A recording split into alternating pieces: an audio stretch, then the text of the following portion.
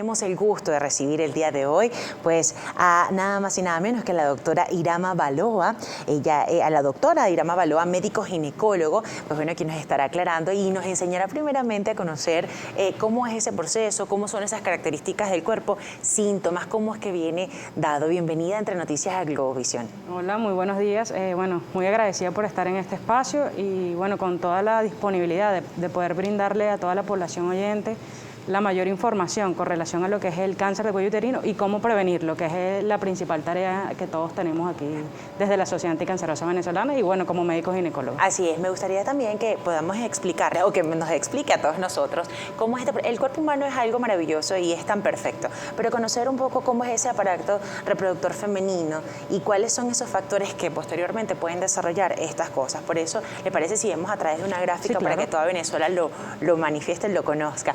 Aquí está. Entonces, cuéntenos un poco, porque todas las mujeres lo tenemos. Sin embargo, es conocer para qué sirve y cómo es el proceso que cada cosa tiene en nuestro proceso sobre todo de reproducción femenina. Perfecto. Bueno, en esta imagen podemos observar como que la estructura anatómica de lo que es el aparato genital femenino. Desde arriba hacia abajo vemos lo que son las trompas uterinas o trompas de falopio, los ovarios, que son dos órganos ovalados que se encuentran cercanos a la trompa uterina, que son los que producen obviamente los folículos, los óvulos al momento de la menstruación, donde se produce el óvulo y ocurre lo que es la fecundación y la gestación. El útero está conformado en una sola estructura, pero se divide en dos partes, vamos a decirlo así. El componente orgánico en general, que es el cuerpo uterino, que está dividido por tres capas, y lo que es el cuello uterino, que es la zona más hacia afuera, que se relaciona directamente con la vagina. Es allí, en esta zona del cuello uterino, donde observamos lo que son las lesiones precancerígenas de cuello uterino y donde obviamente vamos a observar la evolución de esta lesión precancerígena de cuello uterino a un cáncer de cuello uterino. Es allí donde el ginecólogo y la ginecóloga en consulta ginecológica realiza el examen general que consiste en lo que es la citología y la colposcopia para estudiar primero la celularidad que se encuentra en el cuello uterino. El cuello uterino tiene dos tipos de epitelios y ahí lo que hacemos es estudiar los epitelios o alteraciones que aparecen en estos epitelios. Doctora, en algún momento leí de toda esta información que no solamente se conoce como cáncer de cuello uterino, sino también cáncer cervical. ¿Es eso? ¿Es lo mismo o es distinto? No, es lo mismo. Son dos nombres que se utilizan para lo que es el cuello uterino o cervix, pero es lo mismo, no hay ninguna diferencia, solo tiene doble nombre, vamos a decirlo así. Perfecto. Bueno, este es nuestro aparato reproductor y qué importante es conocer. Ahora, ¿a qué se debe? ¿Por qué comienza todo este proceso? Por ahí ya teníamos algunas dudas de las personas que están interactuando junto a nosotros, que decían cuáles son esos primeros síntomas que se presentan y entre qué edades está comprendido un proceso que se pueda desarrollar de cáncer de cuello uterino. Ok, bueno, principalmente los síntomas en el inicio de la enfermedad, la mayoría de los casos son asintomáticos. O sea, la paciente no va a tener un flujo, no va a tener dolor, no va a tener molestia, porque se está instaurando un proceso de atipia celular o alteración celular en el cuello uterino y es generalmente asintomático. Importante saber que el VPH es el principal causante de lo que es el cáncer de cuello uterino. Toda paciente que está expuesta al VPH, al virus de papiloma humano, va a tener mayor o menor predisposición de tener cáncer de cuello uterino dependiendo del serotipo que esté expuesta. ¿Qué es esto? El cáncer de cuello uterino tiene aproximadamente 250 a 300 serotipos, subtipos de VPH, perdón. Y estos subtipos se subdividen en serotipos de alto riesgo, de mediano riesgo y de bajo riesgo. Los serotipos de alto y algunos de mediano riesgo son los que tienden a desencadenar o a desarrollar la predisposición para cáncer de cuello uterino. Tampoco es que lo vas a tener. El tema es que si la paciente no acude a un control ginecológico anual, no se realiza una citología y una colposcopia, va a tener mayor predisposición de desarrollar el cáncer de cuello uterino junto con otros factores, por ejemplo, el cigarrillo o el tabaquismo, el consumo de alcohol en exceso, entre otras cosas. Y la principal, vamos a decirlo así, el principal factor de riesgo, que obviamente va a estar asociado a la transmisión por VPH, es pacientes que inician actividad sexual a muy temprana edad, pacientes que tienen múltiples parejas sexuales o que tenga una pareja que haya tenido anteriores o en cantidad parejas sexuales en abundancia, porque se expone obviamente mucho más en la vía sexual a la transmisión del virus.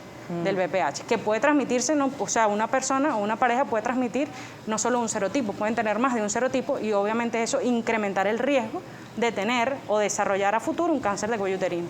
Totalmente. ¿Entre qué edades está comprendida en una situación como esta? Sí, ya se viene todo el proceso, ya como bien dice, bueno, es una persona que está o no diagnosticada con VPH. Más o menos, ¿cuándo se comienzan a manifestar ya síntomas fuertes para decir, bueno, sí, algo está pasando, voy al ginecólogo? La mayoría de aparición de síntomas fuertes aparecen cuando ya hay una lesión bastante importante, sigue siendo precancerígena o incluso ya está instaurado un cáncer de cuello uterino y el principal síntoma es el sangrado. Es un sangrado que es irregular, que no está relacionado con la menstruación, que puede asociarse durante, con o después de una actividad sexual o incluso sangrado posterior a la menopausia en pacientes que todavía tengan útero. Ese es el principal síntoma. Se puede asociar dolor pélvico, dolor en el vientre bajo, obviamente de origen desconocido para la paciente, pero cuando va a la consulta ginecológica se le realiza una colposcopia, que es un examen visual, y se detecta que hay una alteración atípica y obviamente lo que viene de manera siguiente es la toma de una biopsia para determinar qué estado de lesión hay o qué nivel o qué avance hay de esa enfermedad. Cuando me habla de biopsias, me gustaría también conocer en cuánto tiempo aproximado se le puede dar un resultado a una paciente que esté en espera de conocer cuál es el veredicto final del médico, ¿no? El término para la entrega de un resultado de biopsia va de 7 a 15 días dependiendo de lo que se consiga. Porque si, por ejemplo, tenemos una lesión que es tiene bastante cambios celulares, bueno, el anatomopatólogo se tardará un poquito más para detallar al máximo esa toma, porque al momento de tener un diagnóstico bien detallado nos permite a nosotros saber el manejo que vamos a tener. Aquí por lo menos tenemos una imagen, esta es una imagen del cuello uterino y se ve como una alteración ulcerada ahí en cuello, que algunas son así, algunas otras imágenes son mucho menos quizás notorias. Sí, mucho menos notorias, que se observan al momento de la citología y la colposcopia mediante la colocación de sustancias que colocamos en cuello uterino, y lo que va a hacer es exacerbar esa celularidad normal y se pueden tornar blancas mediante, por ejemplo, la colocación de ácido acético. Ahí es cuando se comienza a manejar todo este proceso. Cuando me pregunta de las edades, mira, nosotros tenemos unas referencias de incidencia de lesiones precancerígenas o de cáncer de cuello uterino en mujeres entre 35 y 45 años. Y tenemos una tasa de mortalidad mayor en mujeres mayores de 45 a 50 años. ¿Qué nos quiere decir esto? Que seguramente el doctor Cono va a hablar un poquito más en correlación a lo que son las estadísticas. Nos quiere decir que las pacientes en edad fértil, que tienen una etapa quizás en etapa reproductiva, que tienen mucha más actividad sexual, tienen mayor incidencia de lesiones precancerígenas y de cáncer de cuello uterino. Pero las señoras o las pacientes que ya pasan de 45, 50 años, que a lo mejor se relajan un poquito con el tema del control ginecológico porque asumen que porque no tienen actividad sexual o porque me quitaron el útero, no voy a una consulta ginecológica, me aíslo de esa consulta y es donde entran en la cifra de mortalidad por cáncer de cuello uterino. Entonces siempre el llamado es a la pesquisa ginecológica, la consulta anual y la realización de citología y colposcopia. Es la única manera que tenemos para poder prevenir estas cifras de incidencia y mortalidad de cáncer de cuello uterino que representan en Venezuela la segunda causa de muerte en la mujer. Y fíjese que está hablando de algo importante. Hay personas que ya han pasado por un proceso donde le retiran todo lo que es la parte del útero y se piensa que ya simplemente con esta operación ya no pueden tener el riesgo. Sí, no están para nada exentas de esta situación. No, para nada. ¿Qué pasa? Como lo vimos en la primera imagen cuando comenzamos, el útero está formado por el cuerpo uterino y el cuello uterino. Hay mujeres que les realizan una histerectomía abdominal total o una histerectomía, le quitan todo el útero por X patología. Y bueno, asumen que como no tienen útero y como el cáncer que da es en cuello uterino, bueno, ya yo no tengo útero, no tengo cuello uterino, no me va a dar cáncer de cuello uterino. El tema es la exposición que tuviste en algún momento del VPH. Entonces te quitan el cuello, te quitan el útero y sigue habiendo tejido vaginal o epitelio vaginal. Y allí hemos tenido pacientes que post-histerectomizadas realizan una lesión precancerígena en cúpula vaginal por VPH. Imagínese. Este tipo de citología, este tipo de procesos que ustedes realizan para poder evaluar, ¿es doloroso o simplemente no? No, para nada. Bueno, quizás es un poco incómodo el hecho de la colocación del espéculo en el área genital. Obviamente sabemos que para nosotros el área genital es una zona vulnerable. Quizás abrirnos al médico ginecólogo nos puede dar un poco de temor o incluso ir a la consulta pensando que vamos a tener algo. Pero siempre lo importante, como yo le digo a mis pacientes, no es preocuparnos, sino ocuparnos en resolver. No es lo mismo detectar una lesión precancerígena a tiempo que te ausentes de una consulta ginecológica y cuando ya vayas ya tengas un cáncer que es mucho más difícil de tratar. Por acá teníamos una de las que nos manejaban, era si una persona no tiene útero, no tengo útero, ¿debo realizarme mi tratamiento? ¿Debo realizarme una revisión? Sí, tal cual como comentamos anteriormente, así la mujer no tenga útero ni cuello uterino, tiene que acudir a la consulta ginecológica porque, como te dije, el principal causante de cáncer de cuello uterino es el BPH y el BPH también puede aparecer en la mucosa vaginal, por lo que es en la cúpula vaginal, que es la zona que está completamente relacionada, unida con el cuello uterino en su existencia. Entonces, a pesar de tener ausencia de útero, la paciente tiene que acudir a su consulta ginecológica anual a la realización de su citología y ya sería una colposcopia, pero en cúpula vaginal. Totalmente. Aquí tenemos a Violeta, pues dice, nos pregunta, una adolescente aproximadamente de 23 años, virgen relativamente, cuenta con buena salud, ¿puede verse afectada por esta enfermedad? No, porque el principal factor de riesgo para tener un cáncer de cuello uterino, que es completamente distinto a un cáncer de útero, es el BPH. No, aquí totalmente. Casita de sorpresa, dice, buenos días, ¿un fibroma pequeño tiene relación con un futuro cáncer de cuello uterino? Gracias. No, los fibromas son tumoraciones benignas del cuerpo uterino y no están para nada relacionados con el BPH. Aquí también tenemos a Yuraima Suárez. Buenos días, saludos. La pregunta es para la doctora. ¿Una mujer adulta de 40 años con miomas puede desarrollar cáncer de cuello uterino? Puede desarrollar cáncer de cuello uterino, pero no puede estar relacionado con los miomas o con los fibromas, porque los fibromas o los miomas son unas patologías orgánicas del cuerpo uterino que son tumores benignos. Es como más proliferación de músculo en esa zona, pero no hay relación entre el BPH o el cáncer de cuello uterino y el mioma. Pero que una mujer tenga miomas y paralelamente haya estado expuesta al BPH, no está exenta de que haga una lesión precancerígena o una lesión cancerígena de cuello uterino sin relación con los fibromas o con los miomas. Eso sí es importante. Así es, por acá, bueno, como bien lo comentaba también anteriormente, nos hablaba que las mujeres que estén pasando por el proceso de menopausia no están exentas de que esto suceda, ¿no? No, para nada. Acuérdate que a pesar de que la mujer menopáusica ya no ve regla, porque su función hormonal ya ha cedido, igual sigue teniendo estructura anatómica como cuello uterino u útero. Y puede tener, en algún momento de su vida estuvo expuesta al BPH con cualquier pareja, su primera o única pareja, y puede desarrollar una lesión precancerígena o cáncer de cuello uterino sin tener incidencia en lo que es la edad. Puede haber una mayor predisposición por el tema que te comenté. Realmente la paciente menopáusica se ausenta de la consulta porque ya no tiene quizás actividad sexual, porque ya no tiene pareja o porque simplemente se ausenta de la consulta. Y es allí donde hay que tener mayor control. Perfecto. Ahora, sí me gustaría ya conocer dentro de la materia, ya cuando no simplemente es una circunstancia que podría ser, ya es una realidad. Una paciente es diagnosticada con cáncer de cuello uterino. ¿Cómo es el proceso que maneja el doctor al momento de entender que esto es lo que está sucediendo en esta vida? ¿Cómo es ese acompañamiento y cuál es el impacto psicológico que puede tener ante una situación como esta? Ok, generalmente somos los ginecólogos los que detectamos de que existe una lesión precancerígena o ya un cáncer instaurado. Entonces, el protocolo de manejo va a depender primero del resultado que nos arroje la biopsia, porque el diagnóstico es netamente anatomopatológico. Yo no puedo decirle a una paciente, yo creo que tú tienes cáncer. No, el diagnóstico es guiado por una biopsia y la biopsia nos va a reportar un resultado. Y en ese caso sería un resultado de malignidad.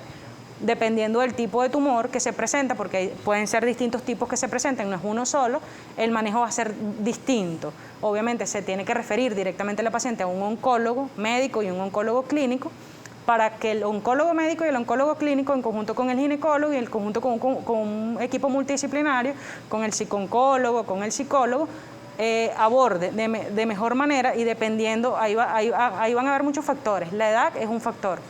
No es lo mismo que una paciente de 25 años sin embarazos o sin hijos tenga un cáncer de cuello uterino a que una señora de 50 años tenga un cáncer de cuello uterino, porque a lo mejor la paciente de 25 quiere tener embarazos y hay procedimientos para la erradicación del tumor o de la lesión que implican hacer una histerectomía. Entonces, por eso te digo, es un grupo multidisciplinario que aborda o que debería abordar el caso. Dependiendo de la edad, Lo primero, obviamente, la biopsia, lo segundo, la interconsulta con el oncólogo médico y quizás hacer un estudio de inmunistoquímica para definir qué tipo de lesión o qué tipo de factores afectan o pueden estar relacionados con ese tumor, porque pueden haber relación con hormonas, que tenga receptores para ciertas hormonas que puedan impedir o incluso permitir el abordaje de distinta manera. Lo segundo son estudios de extensión, verificar que la lesión esté confinada al útero, que no haya tomado más de los espacios o de las características anatómicas del útero, que no haya migrado a las zonas aledañas a la zona pélvica, vejiga, recto, ano, intestinos, que no haya metástasis. Y después de que tengamos ese panorama claro, sabemos cómo se va a abordar la lesión. Si se puede abordar nada más netamente con cirugía, si se aborda con quimio o radioterapia y después cirugía. El caso ahí es muy individualizado, porque depende de los estudios de extensión, del tipo de tumor y de la edad de la paciente y y el deseo de gestación. Claro, que es lo más importante. ¿Y cómo puede ser de pronto qué necesario es el acompañamiento de la familia en una situación como esta ante una mujer, ya sea de 25 o una persona que esté pasando los 40? Mira, es muy necesario el apoyo familiar, el apoyo moral y el apoyo psicológico, porque sabemos que cuando nos hablan de cáncer pensamos o asociamos el cáncer a la muerte. Eso es una realidad. Y el apoyo no solamente de la familia, el apoyo de la sociedad, el apoyo de todo el entorno en general, porque nosotros estamos en un medio, en un entorno, o sea, no vivimos aislados con la familia, por ejemplo, es fundamental. Y eso se logra concientizando a la población de lo que es un cáncer. El cáncer no es sinónimo de muerte. El cáncer, lamentándolo mucho, es una célula que se activó, que se reprodujo de manera anormal y bueno, desarrolló una lesión en una zona específica, en este caso el cuello uterino. Pero el apoyo vamos a decirlo así, es fundamental para que la paciente salga adelante y logre superarse. Porque bueno, existen factores como la ansiedad, la depresión que se pueden asociar a estos diagnósticos y pueden obviamente estos factores que a pesar de que son emocionales disminuyen lo que es el sistema inmunológico y al disminuir el sistema inmunológico la paciente también pierde la capacidad de responder en conjunto con los tratamientos que se le pueden estar administrando para salir adelante de su patología, de su enfermedad. Igualmente, luego de que existe esta etapa, que ya se está manejando todo este proceso, es necesario una buena alimentación que pueda acompañar el mejor desarrollo de lo que es el tratamiento ante el cáncer, ¿no? Sin duda va de la mano. Nosotros deberíamos tener una buena alimentación desde siempre. Lo que pasa es que, bueno, parece que nos tocan la puerta de enfermedad y, bueno, ahí es como que prestamos atención. Pero lo correcto es siempre tener una buena alimentación, dependiendo de tu contextura, dependiendo de tus antecedentes. Una buena alimentación consiste no es, porque nosotros entendemos buena alimentación como dietas, y no, una buena alimentación es comer regularmente en porciones adecuadas y en cantidades, vamos a decirlo así, reducidas, con alimentos variados, incorporar todo lo que es el trompo de los alimentos allí, proteínas, vegetales, cereales, tubérculos y carbohidratos, incluyendo los azúcares en poca cantidad, porque sabemos que el consumo excesivo de azúcar también es un predisponente para desarrollar cáncer, no solamente de cuello uterino, sino en cualquier parte del organismo. Eso podría ser un tema incluso aparte. Claro, y sobre todo las mujeres, que bueno, tanto los hombres como las mujeres nos encanta el azúcar, pero las mujeres siempre tendemos a querer comer mucha más azúcar. Bueno, esas son una de las cosas que se hacen, e incluso cuando la paciente va a recibir tratamiento oncológico, es un control y manejo estricto de la alimentación. Perfecto. Aquí, por ejemplo, también tenemos una pregunta a través de @entrenoticiasdb, nuestro último post, RTGA. Dice, Dios te bendiga, ¿qué efectos negativos cuando un hombre se contagia con el virus de papilomia humano puede existir? Uy, ese es un tema y una sería pregunta relevante. Sí. Yo siempre he dicho que cuando hablamos de cáncer de cuello uterino no podemos hablar netamente de la mujer, tenemos que hablar de la pareja. Okay. Porque, ¿qué pasa? En la mayoría de los casos, el hombre es un portador asintomático. Porta el virus, lo transmite y casi nunca lo padece. Y es allí cuando podemos tener una paciente, va a una consulta ginecológica, se le detecta una lesión precancerígena, se trata a la paciente, pero el hombre no se trata. Entonces, lo que va a haber es una reinfección quizás constante de esa lesión. Lo correcto siempre, y lo que yo les recomiendo a todos mis pacientes que tienen o que puedan padecer una lesión precancerígena, que aún no es cáncer, pero sabemos que obviamente es relacionada con el VPH, es que la pareja masculina acuda a una consulta con el urólogo. Y el urólogo está en toda la potestad y la capacidad de así como las mujeres nos hacen colposcopia, que es un estudio visual como con un microscopio para detectar o ver mejor la celularidad que está allí, o quizás ver o exacerbar cualquier lesión atípica, en el hombre se debería hacer una penescopia, evaluar todo lo que es el cuerpo o anatómico del pene, y paralelamente, si la pareja está teniendo lesiones por BPH, al hombre debería hacérsele una cistoscopia para evaluar que el canal uretral no está invadido por alguna lesión atípica. Pero es un tema bastante álgido porque tenemos pacientes que va la pareja a la consulta, la mujer tiene una lesión por BPH y el hombre no tiene ninguna manifestación clínica. Entonces se presta para muchos malentendidos. Pero es importante saber que el hombre en la mayoría de los casos es un portador asintomático. Porta el virus, lo transmite y casi nunca lo padece. Doctora, anteriormente hablamos con relación a que los hombres también, cuáles pueden ser algunas de las consecuencias luego de tener el BPH y que están muy relacionadas con el cáncer de cuello uterino. Háblenos, el BPH, así como una mujer puede padecer de cáncer de cuello uterino, ¿el hombre podría padecer de algún tipo de cáncer a pesar de que sea asintomático? Sí, claro que sí. A pesar de que, bueno, son epitelios y mucosas que pueden estar parecidas, la del cuello uterino, la de la vagina en la mujer y la del pene y la uretra en el hombre también puede estar predispuesto a tener, dependiendo de los serotipos con el que esté relacionado de BPH, a un cáncer de pene, incluso cáncer de recto, y puede en algunos casos asociarse a un cáncer de próstata. Las constantes infecciones vaginales que pueden existir en una mujer, independientemente de que exista relación o no exista relación, ¿esto puede también ocasionar un cáncer de cuello uterino? Realmente hay una relación entre lo que son las infecciones vaginales y el BPH, porque generalmente cuando la paciente acude a la consulta ginecológica no acude para decir, doctora, yo creo que tengo BPH, a menos que tenga una verruga o un condiloma en la zona externa que lo vea. Pero la paciente sí acude a consulta porque tiene una infección vaginal a repetición, por ejemplo, que o se automedica o se trata y no se cura. Y ahí el tema fundamental es que, por ejemplo, la principal bacteria que se asocia a las infecciones vaginales es la Gardnerella. Y la Gardnerella genera una alteración a nivel de las células del cuello uterino que hace que la mujer esté más predispuesta a una exposición por BPH o que haga una manifestación clínica activa por BPH. Entonces sí hay una relación entre las infecciones vaginales, se genera una disbiosis o una alteración celular dentro de lo que es el epitelio y la zona vaginal, que es una alteración de todos los microorganismos que viven en esa zona y hace que la Gardnerella, que es esta bacteria que te estoy comentando, se active con mucha más frecuencia, desarrolle una alteración o permita una alteración a nivel de esas células del cuello uterino que haga que el BPH se instaure con mayor facilidad o se mantenga con mayor facilidad y obviamente se predisponga a una lesión precancerígena en primera instancia y puede evolucionar obviamente hacia un cáncer de cuello uterino. Claro, ya también cuando hablamos en relación a lo que son las infecciones vaginales, hablamos de las mujeres que están en gestación o que en este momento, bueno, están pasando por un proceso, tienen su bebé en su barriguita. Ajá, en este tipo de momentos es cuando están más propensas a tener algunas enfermedades o algunas infecciones vaginales. ¿Esto también va asociado al BPH?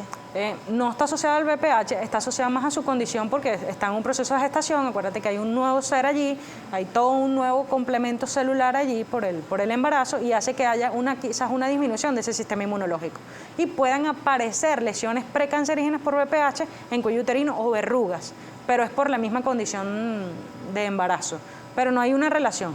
Okay. Más que todo es una predisposición por disminución del sistema inmunológico allí. Es importante, no todas las enfermedades de transmisión sexual nos pueden llevar a un cáncer de cuello uterino. Generalmente coexisten. Cuando una paciente acude a una consulta y sí, claro, tomando en cuenta los factores que comentamos al inicio, si es una paciente que tiene múltiples parejas sexuales, que inició actividad sexual a temprana edad, hay una importante relación con que exista en algún momento algún contagio de otra enfermedad de transmisión sexual. Puede ser una sífilis, puede ser un herpes genital, que es muy parecido en característica viral al BPH, puede ser una gonorrea o un molusco contagioso, hay distintos, pero sí puede haber coexistencia entre más de una enfermedad de transmisión sexual. Total. A ver, ¿cómo es la clasificación de los cánceres de cuello uterino? Ok, la clasificación va a depender de acuerdo al estadio. Okay. Puede ser un estadio 1, un estadio 1A, 1B, un estadio B, dependiendo, obviamente va a depender de lo que comentamos también anteriormente, el nivel de invasión, el tamaño del tumor, si hay metástasis o si no hay metástasis, o si hay toma de ganglios linfáticos en la zona pélvica o más externa. Podemos hablar también de la clasificación de lo que son las lesiones premalignas o precancerígenas de cuello uterino.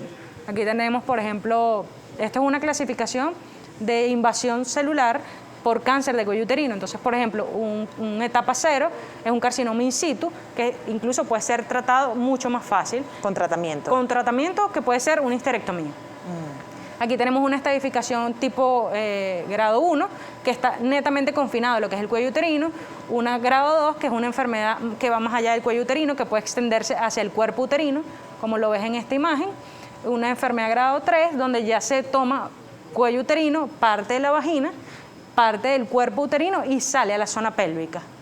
Pueden ser los ligamentos o algún otro complemento que está en la zona, obviamente, ginecológica o pélvica. Ya cuando hay una invasión, una etapa grado 4, ya hay una invasión mucho más grande, el tamaño del tumor obviamente es mucho mayor, ya hay invasión a vejiga, puede haber invasión a intestino, a colon, a recto, a ano, o incluso metástasis, pulmón, hígado, dependiendo. Eso es clasificación de cáncer. Pero lo bueno que nosotros tenemos que hacer ver es la clasificación de una lesión precancerígena. Generalmente tú te puedes hacer una citología, la paciente puede realizarse una citología y observarse que en el resultado de citología reporte una lesión intraepitelial escamosa de bajo grado o de alto grado. Estas son las precancerígenas.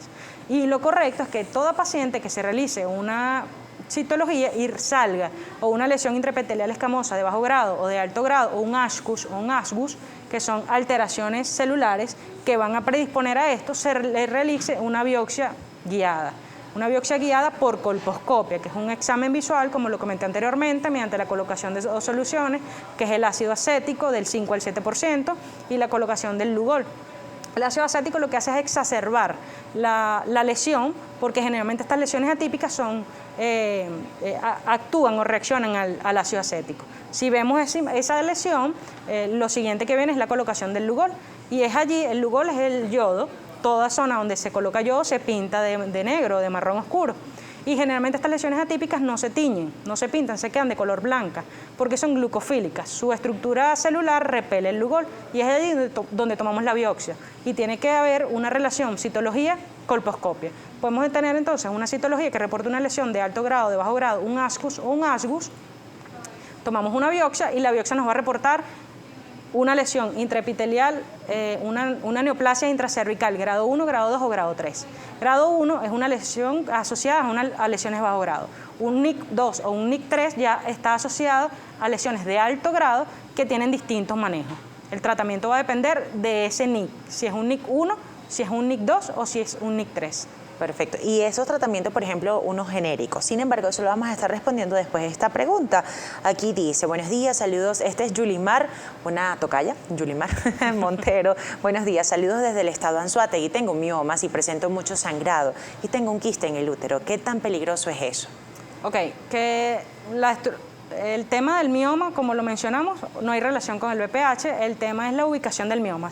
Como vimos en la imagen, la estructura del útero está formada por 3 capas. Está el endometrio, el miometrio.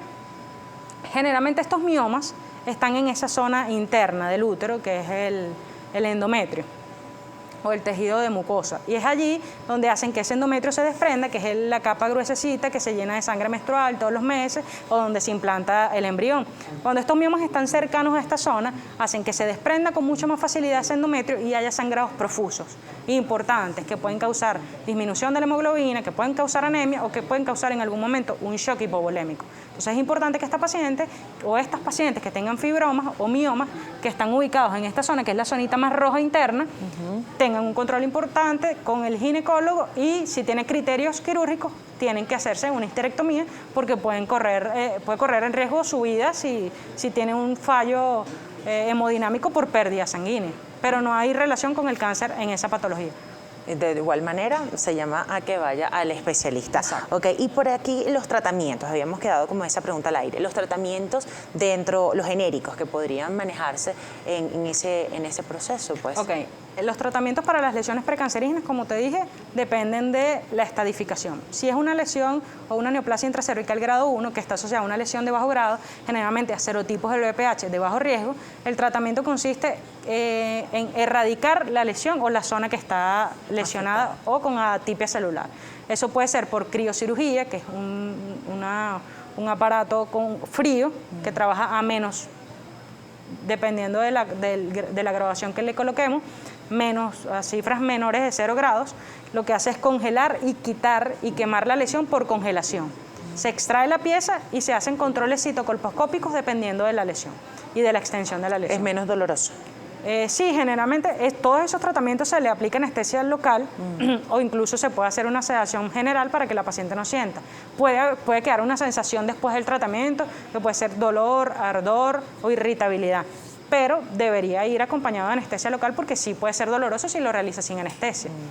Lo otro que se puede aplicar en caso de pacientes con lesiones de bajo grado es la colocación de ácido triclorocético, que es un ácido que quema igual la lesión y lo que hace es meterse en el ADN del virus que está en esa zona y matarlo desde su ADN.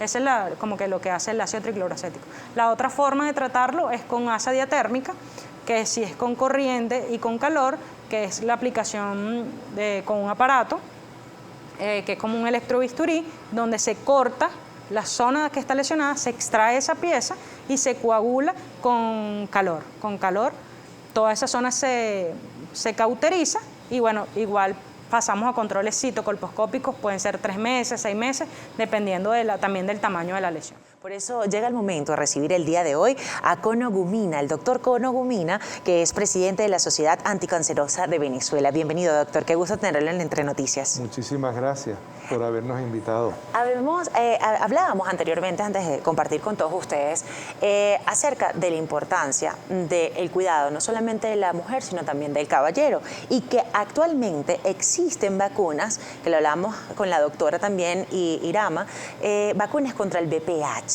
Cuéntenos un poco en relación a esto, y sé que muchas personas tienen que estar atentas, o estemos atentas, en relación a esto que se está manejando. La Organización Mundial de la Salud tiene todo un proyecto para tratar de erradicar el cáncer de cuello uterino a nivel mundial. Y la única forma de lograr que se baje la incidencia y la mortalidad por cáncer de cuello uterino, que todavía es un problema a nivel mundial, porque el cáncer de cuello uterino ocupa el 4º lugar en incidencia y mortalidad en el sexo femenino. Si lo vemos en forma global, tanto el sexo masculino como en el sexo femenino, o sea, por ambos géneros, está entre 8º y 7º lugar, cuando vemos todos los cánceres en general. Pero en la mujer, como el cáncer de cuello uterino es exclusivo de la mujer, está relacionado con el VPH, que es una infección, pero este VPH también está relacionado con otro tipo de cáncer, que es el cáncer de orofaringe, que es la parte posterior de la garganta, con el cáncer de ano, el cáncer de pene y cáncer de recto. Entonces, por eso es que también se preconiza el uso de la vacuna tanto para el sexo masculino como para el sexo femenino, para tratar justamente de hacer la prevención y erradicar estos tipos de cáncer que cada vez vemos que van también aumentando en frecuencia e intensidad e incidencia y mortalidad debido al cambio también de tanto de las prácticas sexuales a nivel mundial. Así es, doctor. Y fíjese que muchas personas que anteriormente nos estaban escribiendo, tanto damas como caballeros, preguntándonos cuáles podrían ser algunas de las consecuencias.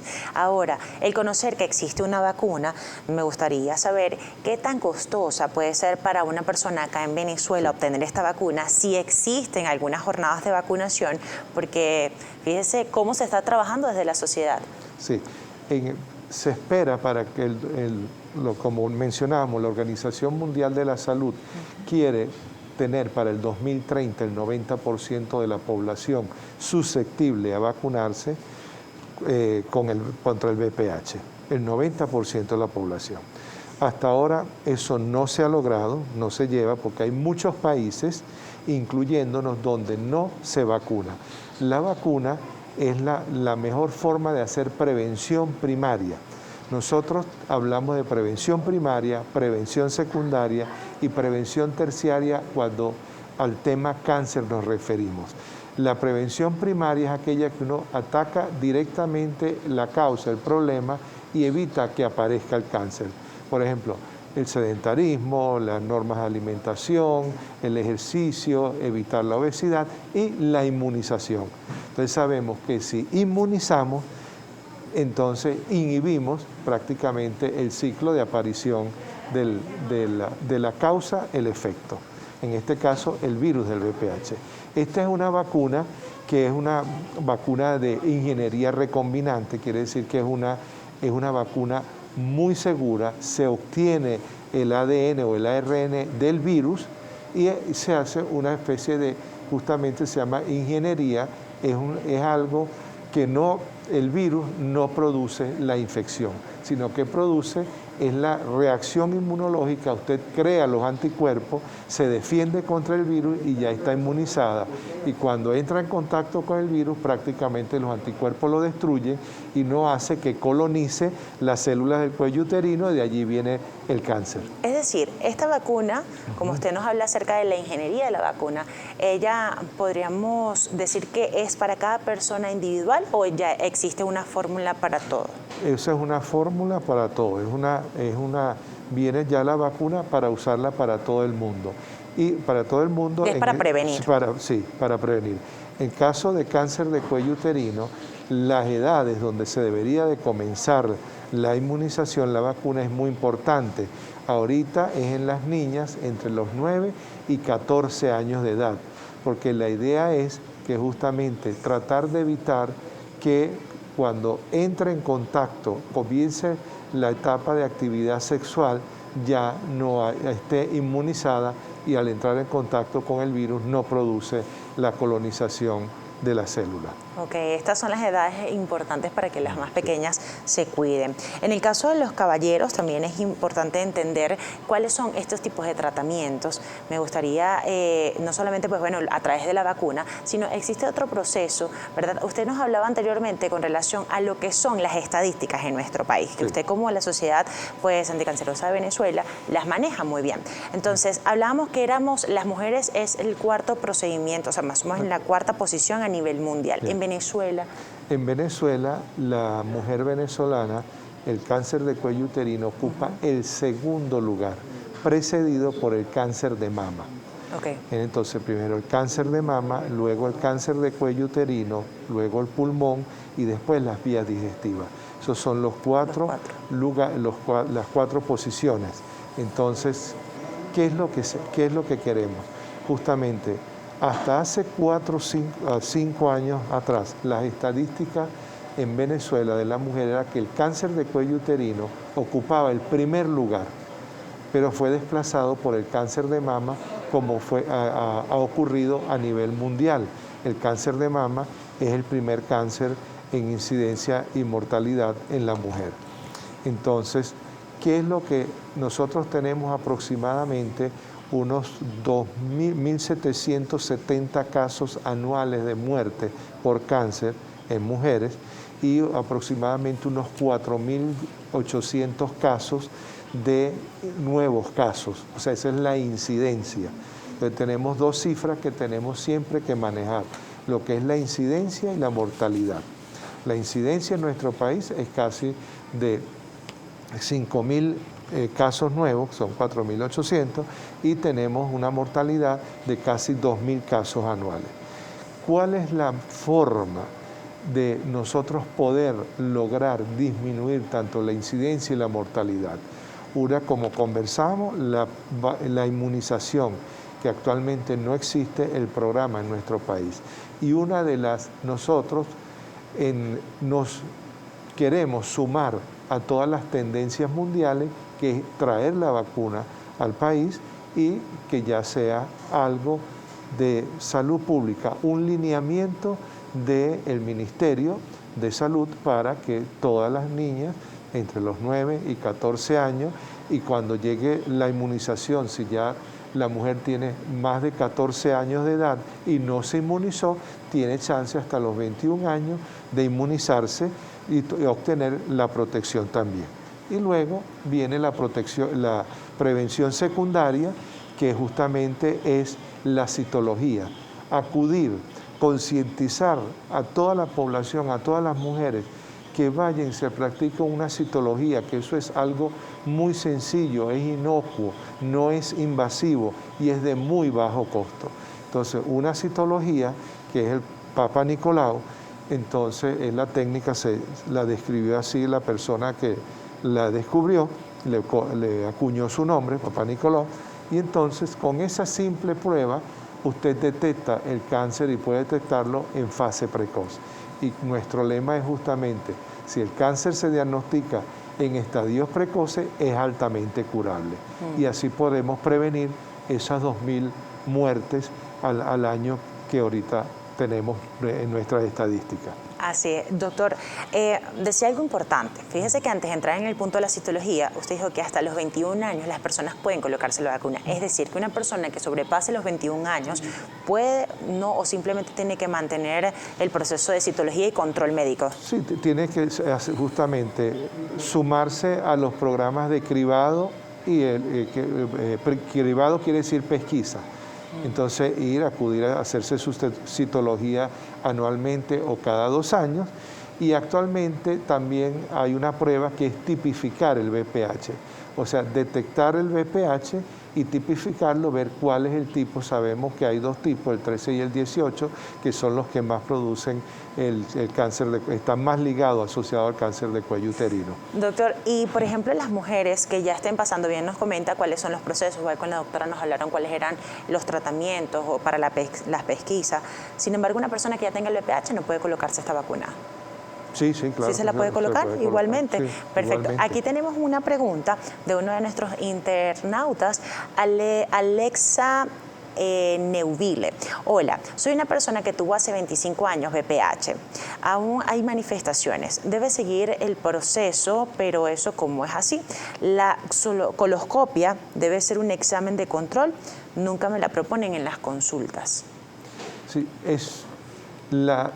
por lo general la consulta de pesquisa de cáncer de cuello uterino debe de llevar el espéculo, el examen con el espéculo, hacer la tinción con ácido acético y algunos utilizan yodo, tomar la muestra y si se ve alguna lesión sospechosa, entonces se hace la colposcopia, la videocolposcopia, que es eso es lo que se hace. O sea, no es que a todas las pacientes hay que hacerle videocolposcopia, pero sí sería lo ideal. Lo ideal sería hacer citología y videocolposcopia, porque algunas veces hay algunas lesiones tan pequeñas que quizás el ojo humano no esté en capacidad de detectarla y con la videocolposcopia sí se detecta. Una persona que tenga ya un proceso de VPH que está tan ligado al cáncer de cuello uterino, una dama que ya esté en tratamiento, ¿podría también contagiarlo a otra persona? O simplemente si está en tratamiento puede controlarlo.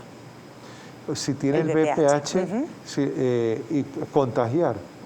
Sí, definitivamente. Cuando el VPH esté allí, contagia. ¿Así ya está en tratamiento? Sí, es que el tratamiento para el VPH. Si la persona ya tiene VPH, está en tratamiento, lo conoce, pero aún mantiene alguna una relación ya en su proceso de tratamiento y de curarse, ¿puede incluso estar en ese proceso de contagiar a otra persona? No, yo creo que el VPH es una enfermedad de transmisión sexual y es la más frecuente. Como enfermedad de transmisión sexual es la enfermedad más frecuente el VPH. Una vez que usted lo detecta y lo trata, no está contagiando, porque ya no está presente allí. Cuando está presente es la única forma de contagiarse porque es por transmisión sexual. Totalmente. También tenemos que conocer cuál es la labor que está desarrollando la sociedad con relación a toda la información, a jornadas que ustedes manejan, aparte también la nueva campaña que están llevando a cabo. Sí. La Sociedad Anticancerosa de Venezuela desde hace muchos años tiene la Clínica de Prevención del Cáncer, que queda de Canónigos a Esperanza, en la parroquia de San José, en la casa número 43.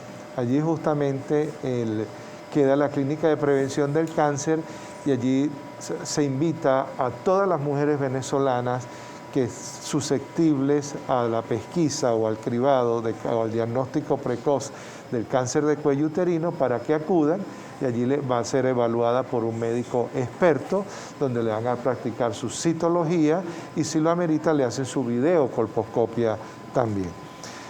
Se invita por lo general a las personas, a las mujeres entre los 35 y 55 años, porque esas son las edades, entre los 35 y 45 años es donde vemos la mayor incidencia en Venezuela de cáncer de cuello uterino y la mortalidad entre los 45 y 54 años de edad. Entonces, esas son las edades que nosotros justamente estamos tratando de invitar a todas las mujeres venezolanas para que por favor acudan a los programas de pesquisa. Pueden hacerlo también en un medio privado, pueden hacerlo con un médico de confianza que esté en capacidad de hacer un examen ginecológico y tomar una citología.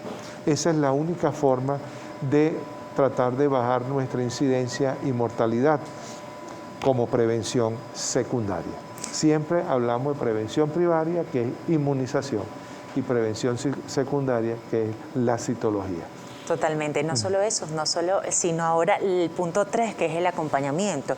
¿Cómo es ese proceso de acompañamiento de la sociedad ante ya unas pacientes que están pasando o sobrevivientes de este tipo de cáncer? Sí, justamente. Nosotros tenemos un programa que se llama Ayuda Integral al Paciente Oncológico, donde el paciente al cual se le diagnostica un cáncer en un estadio que amerite tanto tratamiento quirúrgico o tratamiento radiante y de quimioterapia, nosotros tenemos un programa donde apoyamos a estos pacientes desde el punto de vista económico, porque ofrecemos tratamientos con muy bajos precios. De verdad que creo que estamos haciendo una muy buena labor. El año pasado fue el año, vamos a decir, donde nos abocamos al cáncer de mama. Se operaron 200 casos de cáncer de mama.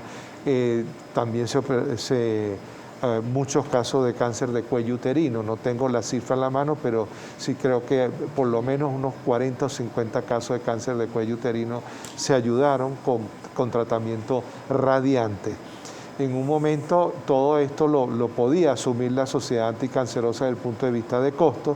Actualmente sí estamos tratando de ayudar quizás para lograrlo con bajos precios, porque ya los costos han subido, cada día suben más, pero sí estamos haciendo una labor interesante en tratar de disminuir la mortalidad por cáncer de cuello uterino. Y más en este proceso de confinamiento, el cáncer de cuello uterino, ¿cómo es este proceso, sobre todo de estas jornadas de información tan importantes que pueden existir, no solamente de estos tratamientos que le están brindando a las personas, porque el COVID es una situación, pero estas son enfermedades que siguen latentes? Sí.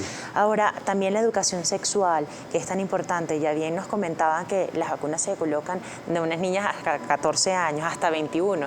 Sin embargo, ¿cómo lo maneja la sociedad? Sí, incluso ya en el proceso de formación de familiar y ciudadana que tienen los niños en el colegio, ¿no? Sí, nosotros tenemos un departamento de educación y ese departamento de educación visita todo lo que son colegios, todo lo que son liceos y todo lo que es universidades. En los 3 sitios se dan charlas de concientización, de orientación sexual en los pacientes que están en riesgo. Entonces, a toda esa población, a esos niños, esos jóvenes que necesitan orientación sexual, y vemos que definitivamente en nuestro país pues no existe. ¿Por qué no existe? Porque vemos las estadísticas, vemos que ocupa el segundo lugar de mortalidad e incidencia por cáncer en nuestro país, en la mujer venezolana. Quiere decir que no hay una educación, no hay una concientización, y esa es justamente una de nuestras labores, insistir en la educación, insistir en que acudan a la pesquisa, insistir. Nosotros tenemos un programa de clínicas móviles, nosotros trasladamos esas clínicas a las comunidades que nos lo soliciten y se hacen jornadas de pesquisa de cáncer de cuello uterino. Lamentablemente, en este momento no podemos por el tema que sabemos de la pandemia, entonces no podemos trasladarla, pero hasta hace un año y 18 meses, antes de que comenzara la pandemia, el programa estaba vigente y trasladábamos la clínica móvil y hacíamos nuestras campañas de pesquisa. Estas campañas de pesquisa están a nivel nacional, es decir, se hacen a nivel nacional en un tiempo normal, sin pandemia. Sí, eso es a nivel nacional. La Sociedad Anticancerosa en un momento dado tuvo 23 filiales en todo el país, o sea, de ligas o de sociedades anticancerosas, algunas por problemas económicos, políticos, pues ellas son autónomas, cerraron, tuvieron que cerrar, pero todavía están las ligas anticancerosas en las principales ciudades del país, existe y se invita a todos para que acudan y se practiquen su citología y su colposcopia. Qué importancia, pero a las personas que nos están viendo el día de hoy, que están conectados con nosotros, doctor, ¿cómo pueden hacer si quieren ser voluntarios, si son doctores o simplemente pues personas que quieran apoyar porque han sido sobrevivientes y sabemos que pueden ser quizás esos testimonios de vida, de lucha y sobre todo de apoyo moral y ese acompañamiento que es tan importante, como bien lo decía, que ustedes lo manejan en la sociedad? ¿Cómo pueden hacer para formar parte de la sociedad? Ningún problema, solamente lo que tienen que visitar a la página de la sociedad y decir que quieren ser voluntarios. Nosotros tenemos un voluntariado donde las personas sin distingo de pensamiento político, sexo, credo, raza, son aceptados para que nos apoyen. Mientras más personas, más voluntarios nosotros tenemos, nuestra misión cada día se expande más y llega a toda la población venezolana, que es lo que nosotros queremos. Doctor, últimas recomendaciones, el tiempo pasa volando y sobre todo en este tema que creo que nos toca porque nos toca de cerquita. Entonces, ¿qué le podríamos decir a toda Venezuela, a todas esas mujeres que nos están viendo, que estén pasando por esto, que tengan este proceso de prevención y aparte, si ya pues son sobrevivientes, ¿qué le puede decir? Sí, el cáncer de cuello uterino es un cáncer que puede ser prevenido y que puede ser curado.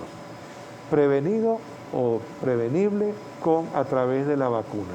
La vacuna en cualquier momento debe estar llegando y entonces se invita a toda la población susceptible de vacunación o de inmunización para que se inmunice y acudir a la prevención secundaria, que es la evaluación ginecológica y la citología, y en algunos casos la tipificación del VPH cuando se pueda realizar este procedimiento para tratar de disminuir la incidencia y la mortalidad en nuestro país, que como muy bien lo hemos comentado en este espacio, ocupa el segundo lugar tanto en incidencia y en mortalidad en la mujer venezolana.